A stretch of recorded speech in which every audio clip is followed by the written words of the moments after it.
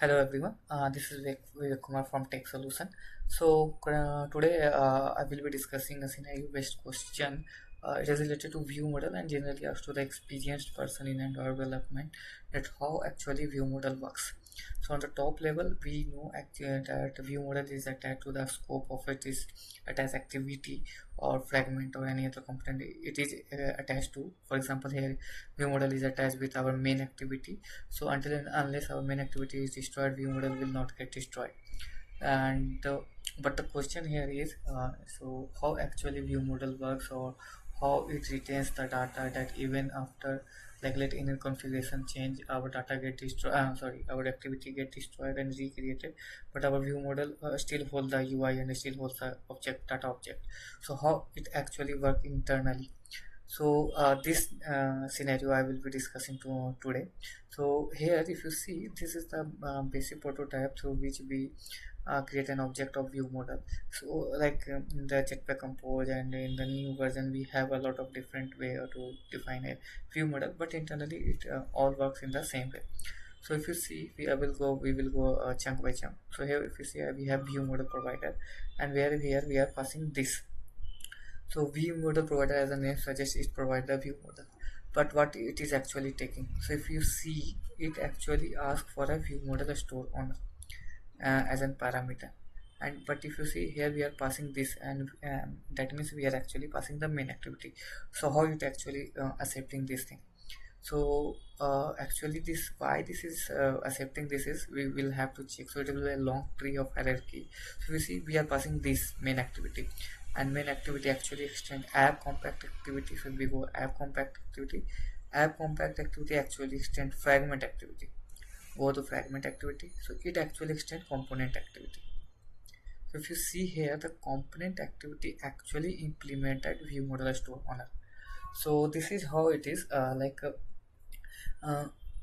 most of the class in Android is either directly or indirectly implement this view model store owner, or implement a lot of other interfaces. So here if you see, the component activities is directly implementing this interface, but so it is a direct implementer, extender, but other activities are like indirectly they are extending it.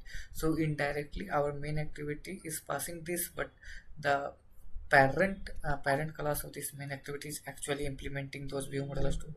So that's why we it is not giving any error. So now let's see what actually it is. So if you see here, view model store owner, and we have another class of like has default view model provider factory. So it is another interface that we will look into it. Before that, we'll go with the view model store owner.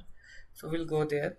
So if you see here, it is written directly like responsibility to implement of this to retain that owned view model store. To retain that view model store during the configuration change, we like use that view model store owner. So we will first check this uh, method in method implementation. So if you see, it is asking, we have a lot of options. So since we are coming from a component activity, we'll go with the component activity. So here if it is first check if our activity is attached to any application instance or not, and if it is not, it will not, I will just say throw an illegal exception. Otherwise it will ensure a view model store. So how what actually it is doing it is currently checking if we have any existing more view model store or not. So like if you come for the first time creating the view model for the first time, it will be null. So inside it will be checking non-configuration instance. So what is this? So non-configuration instance is a static class which actually holds the reference of the view model store. So static class in the reference, like even if in any scenario like the configuration is happening, configuration change is happening, you are going into on pause method of the life cycle, so any scenario is happening. So what will happen is a non-static class or method will change, but a static class which is taking holding a reference of the view model store will never change. It will still remain the same until and unless the activity has been closed. So that's why we are using a static class here. So it is a like a general general language thing, not related to view model. So here then we will check if NC is null or not. So it means that for the first time it will come here and it will create a new instance of the view model store. Otherwise it will share you with that old view model store. Yeah, so this was that view model store thing. And now if we go back to our view model provider class, we'll find that here it is getting the three things. One was the view model store that we currently see, and then it is factory method. So we remember that uh, like a lot of time we need to pass parameter to the view model. So it is actually like most of the cases the context or the repository. So in those scenario when we need to pass any parameter to the view model, we use a view model factory class. So factory class is like it actually help us to pass that parameter. So in case like if you are not want to pass an parameter, so but this store owner actually view model provider actually require the factory, so it create a default factory. So default factory is the same interface that we have discussed in that parent class we had some interface as has default view model provider factory, so it is implementing that directly only. So if you are not passing any factory, it will create a default factory method. So this was the first and important thing, that how view model is actually view model provider is actually retaining the data with the help of uh, what we say as view model store owner. So we have a static class which was the reference of the view model store owner, and view model store owner implements a method that check for the thus important previous instances. But actually work, so it is important to know that like you, even in the configuration change or in going to into pause method of lifecycle, we are still getting that our data. So how we are doing that? So it is obvious that we are actually saving it somewhere, it is obvious.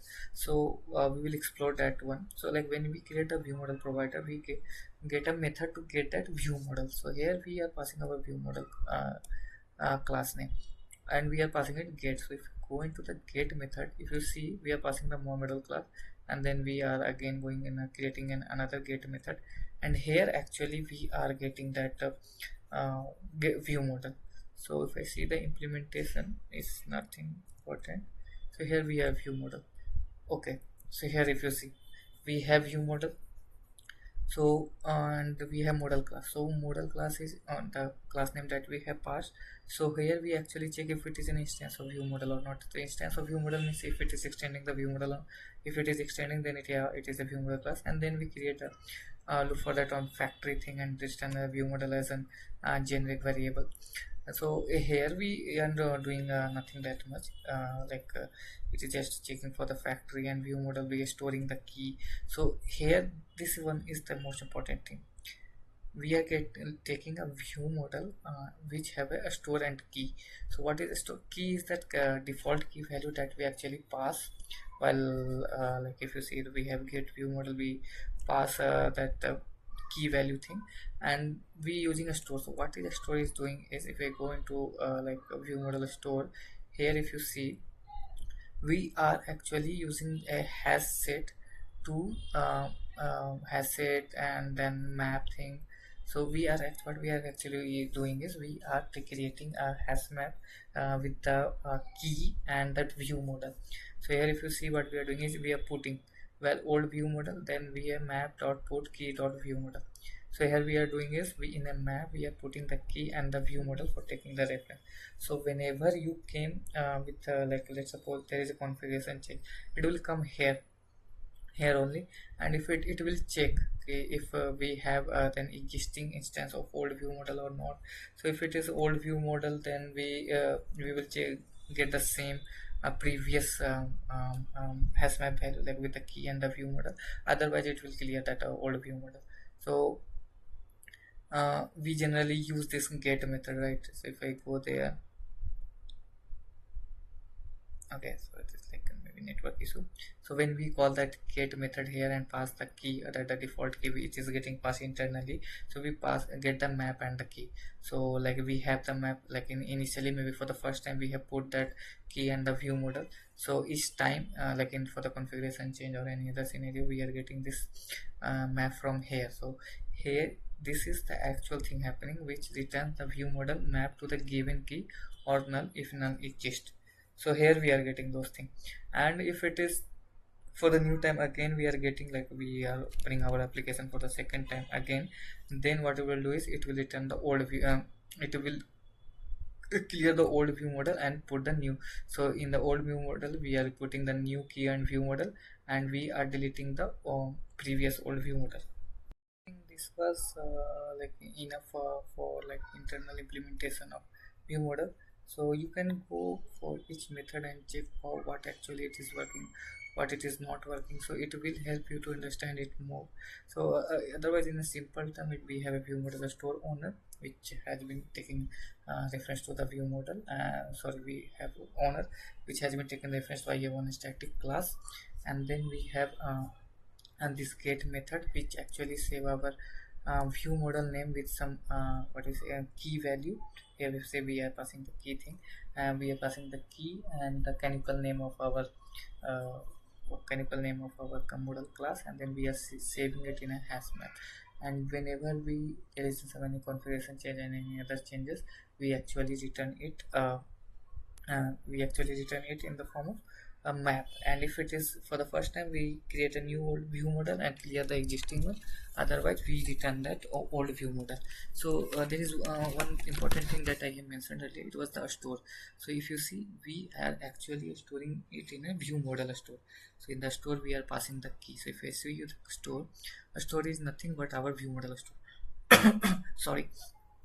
So we have a store and we have the key, we are saving it into the hash map.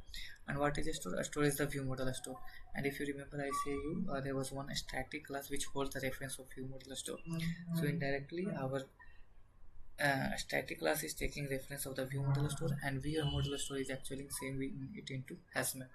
So if it is like a loop of thing where everything is designed in such a way that at the destination part our data is getting saved, and if any configuration change, anything happen, it will, our existing hash map will not change, and it will return the previous view model only and the related data that the factory methods and other extras we have.